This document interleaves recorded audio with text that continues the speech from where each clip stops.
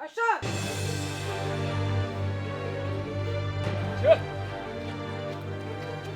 每一个很帅气的演员呢，他们都必须用光头来面对大家，然后他们在妆上面都不是把他们画得帅帅的，都要把他们画得脏脏的、黑黑的。那我觉得这是第一个给大家的一个印象。我是吴念轩，我在《星空下的黑潮岛屿》饰演的是邱永贵。他是一个在进监狱的时候，他是17岁的农家子弟，剃发的时候是有在戏剧拍摄的情节里面，那个当下用传统的剪刀这样剪是传统的，所以可能有时候会拉扯到头发，然后军官又要很大力，然后去扯一些头发，那个当下其实会觉得哇，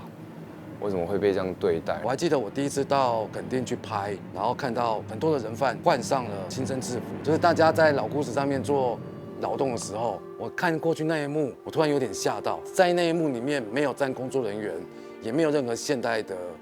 机器或建筑物，我看到就是一片石头，一片海，一群新生，一些工具。而这个东西是我曾经在照片里面看到的，现在一五一十的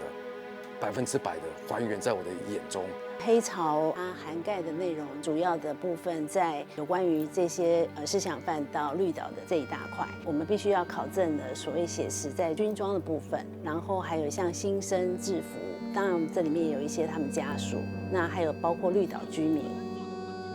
里面的设计呢，以当代的背景来做主要的一个设计基调，而不会特别强调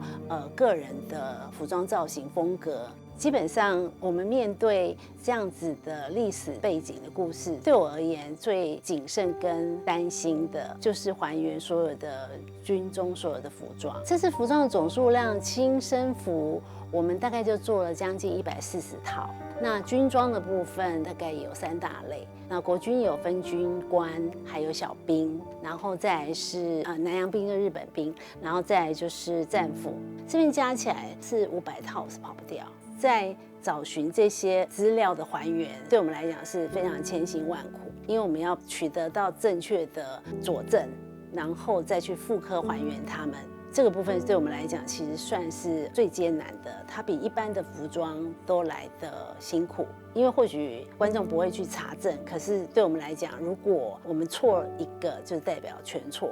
那这个是我这边比较不允许的。它也许不像其他的这个时代剧，你要非常的去拘泥于或是琢磨于每一个衣服的剪裁，但是